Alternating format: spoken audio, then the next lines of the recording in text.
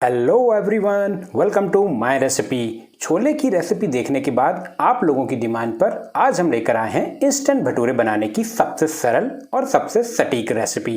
ये वीडियो देखने के बाद आप भी बना सकेंगे बलून की तरह फूले फूले भटूरे। ये देखिए, अंदर से भी इसकी जालियां एकदम परफेक्ट बनी हैं और भटूरे भी बेहद स्वादिष्ट बनते हैं। तो चलिए शुरू करते हैं। इसे बनाने के लिए सबसे पहले हमने एक बाउल ले लिया है। इस बाउल में हमने लगभग 2 कप मैदा ले लिया है। साथ ही हमने बनाया है मेथी दाने का पानी।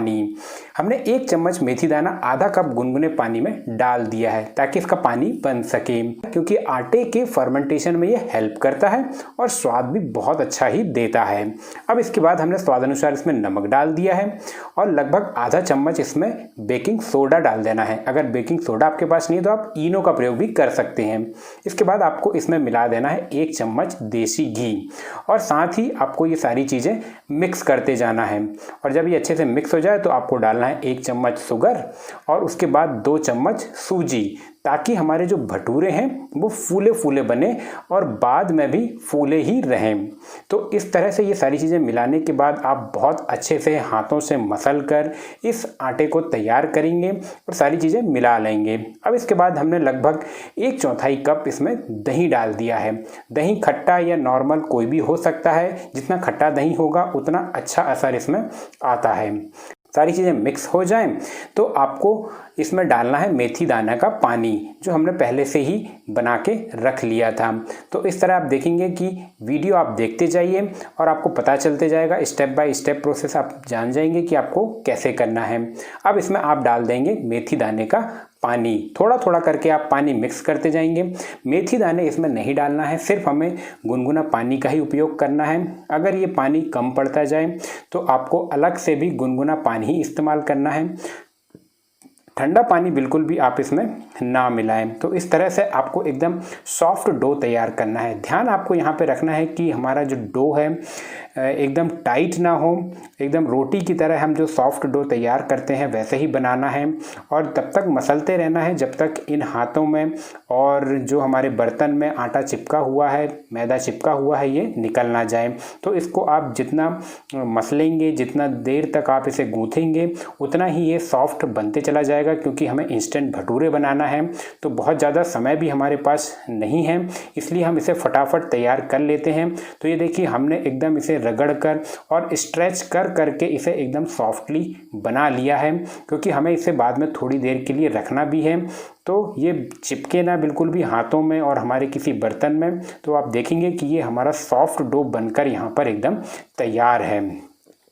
अब हम इसमें कुछ ड्रॉप्स वेजिटेबल ऑयल की भी ऊपर से लगा देंगे ताकि ये सूखे ना और कड़क ना हो जाए, सॉफ्टली बना रहे।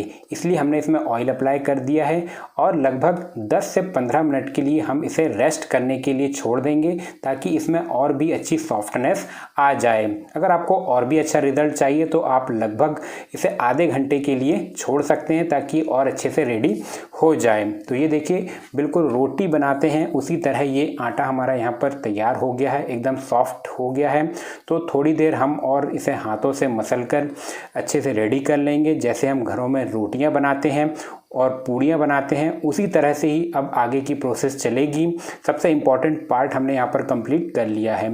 अब इसके बाद हमने पटे बेलन ले लिया है, उसमें भी हमने थोड़ा थोड़ा ऑयल अप्लाई कर दिया है ताकि ये जो हमारा डो है बिल्कुल भी चिपके ना। हमने इसकी छोटी छोटी गोलियां बना ली है, रोल्स बना लिए हैं, मतलब कि हमने इसकी लोइयां यहाँ पर बना ली है, जैसे हम पूड़ियाँ या रोटी बनाने के लिए करते हैं।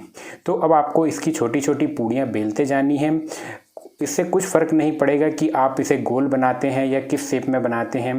कहीं से मोटी और पतली भी हो सकती है, क्योंकि हम यहाँ पर भटूरे बना रहे हैं, इससे कोई भी फ़र्क बिल्कुल भी नहीं पड़ेगा। अब बारी आती है इन्हें तलने की। तो हमने यहाँ पर एक कढ़ाई में तेल ले लिया है।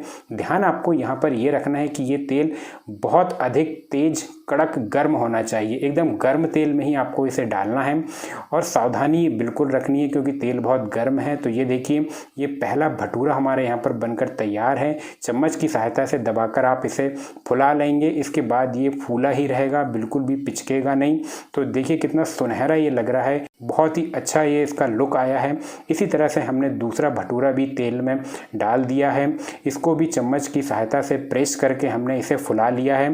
तो इसी तरह से आप एक एक करके सारे भटूरों को डालते जाएंगे और सावधानी पूर्वक उन्हें फुलाकर आप बाहर निकाल लेंगे। तो देखिए गर्मा गर्म तेल में ये कैसे पकते जा रहे हैं और बिल्कुल भी बहुत ही टेस्टी लगने वाले हैं, क्योंकि हमने जो भी इंग्रेडिएंट इसमें डाले हैं सभी इसी को स्वाद बढ़ाने वाले होते हैं। तो मार्केट में भी इसी तरह से बनाया जाता है, आप भी घर पर इसी तरह से इसे बना सकते हैं। और जब ये बनकर तैयार हो जाए तो आप सब्जी के साथ या फिर गर्मा गर्म छोले के साथ आप इसे परोस सकते हैं। और छोले की रेसिपी तो हम ऑलरेडी आपके साथ शेयर कर ही चुके हैं। अगर आपको छोले की रेसिपी देखनी है तो आप मेरे यूट्यूब चैनल को विजिट कीजिए, सब्सक्राइब कीजिए और वहां पर आप रेसिपी देख सकते हैं। रेसिपी देखने के बाद आपके छोले भटूरे एकदम बहुत ही अच्छे बनेंगे, टेस्टी बनेंगे। और भी अगर इसी तरह की आपको कोई रेसिपी देखनी है तो आप मेरे यूट्यूब चैनल माय रेसिपी को सब्सक्राइब कीजिए। तब तक के लिए बाय बाय।